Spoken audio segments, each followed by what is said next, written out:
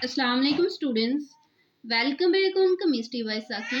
Students, first year chemistry chapter 6 का आज lecture number 3 हम देखेंगे, which is about atomic radius. Atomic radius को अगर बोर्ड के हवाले से देखें तो ये as a short question and MCQs के हवाले से इम्पोर्टेंट है। First students, what is atomic radius? Atomic radius basically है क्या?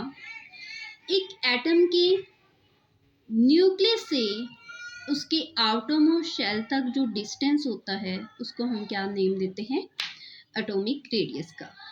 इसकी डेफिनेशन हमारे पास किस तरह होगी? The average distance between nucleus, average distance nucleus से एंड आउटरमोस्ट शेल से किसी भी एटम का, इसका एटॉमिक रेडियस, यानी किसी भी एटम के न्यूक्लियस से उसके वैलेंस शेल तक जो डिस्टेंस होता है उसको हम क्या कहते हैं? Atomic radius. एटॉमिक रेडियस के स्टूडेंट्स, चूंकि ये जो रेडियस बहुत स्मॉल होता है, दैट्स वाई इसको हम स्मॉल यूनिट्स में रिप्रेजेंट करते हैं, जैसा कि पिकोमीटर 10⁻12 एंड नैनोमीटर 10⁻9।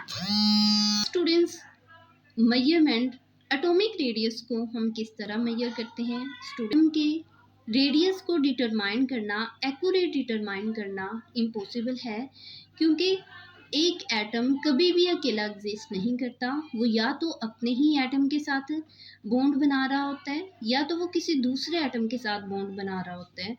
तो दैट्स वाई हम किसी भी एटम के रेडियस को एक्यूरेट डिटरमाइन नहीं कर सकते।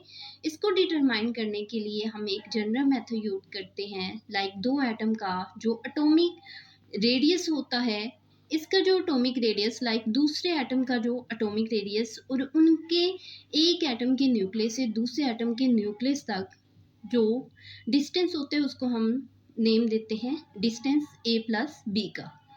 अब स्टूडेंट्स, जब रेडियस b हमारे पास क्या होता है? रेडियस a प्लस बी, तो डेट्स वाई हम रेडियस को डिवाइड कर देते हैं 2 के साथ, तो हमारे पास उस एटम का डिस्टेंस निकल आता है।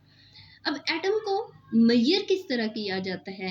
एटम को मेजर 2 मेथड से किया जाता है, या तो एक्सरे या होगा स्पेक्ट्रोस्कोपिक मेजरमेंट के साथ। नेक्स्ट है students, radius of atom can not determine accurately. जो भी हमने बात की कि एटम का जो रेडियस है उसको हम एक्यूरेट डिटरमाइन नहीं कर सकते, उसकी रीज़न क्या है? उसके 2 रीज़न हैं। There is no sharp boundary of atom, कि किसी भी स्टूडेंट्स, किसी भी एटम का जो आउटरमोस्ट शेल तक उसका न्यूक्लियस का वैलेंस तक डिस्टेंस होता है, उनके दरमियान कोई भी बाउंड्री लाइन नहीं होती। यानी हम ये नहीं कह सकते कि ये बाउंड्री लाइन है, यहाँ तक ये एटम एग्जिस्ट करता है। तो उसकी बाउंड्री लाइन ना होने की वजह से, बाउंड्री ना होने की वजह से किसी भी एटम की हम कभी भी रेडियस को डिटरमाइन नहीं कर सकते। Probability finding of electronic distribution, दूसरी रीज़न क्या है कि इलेक्ट्रॉनिक डिस्ट्रीब्यूशन का होना is affected by neighbouring atom, के साथ वाले एटम्स की वजह से उनका इलेक्ट्रॉनिक डिस्ट्रीब्यूशन होना। दिस में रिजल्ट चेंज इन साइज, इसकी वजह से हम ये भी कह सकते हैं कि साइज क्या है? चेंज हो गया। Next is students, trend in periodic table. जैसे कि आपने 9th क्लास में डिस्कस किया कि पीरियोडिक टेबल में जैसे हम ऊपर से अप टू डाउन आते हैं एटम का साइज इंक्रीज होता है, लेकिन जैसे ही हम लेफ्ट टू राइट जाते हैं एटम का साइज क्या होता है? छोटा होता है। इसकी रीज़न क्या होती है कि left to right electrons add होते हैं, तो इलेक्ट्रॉन ऐड होने की वजह से न्यूक्लियस का आउटरमोस्ट शेल तक जो डिस्टेंस है वो कम हो जाता है, तो इनके दरमियान अट्रैक्शन ज़्यादा होती है। लेकिन अप टू डाउन डिस्टेंस ज़्यादा होने की वजह से, साइज़ बड़ा होने की वजह से अट्रैक्शन जो है वो कम हो जाती है। तो लेफ़्ट टू राइट अगर हम बात करें तो एटॉमिक रेडियस जो होता है वो बहुत छोटा होता है, up to down atomic radius क्या होता है? इंक्रीज होता है।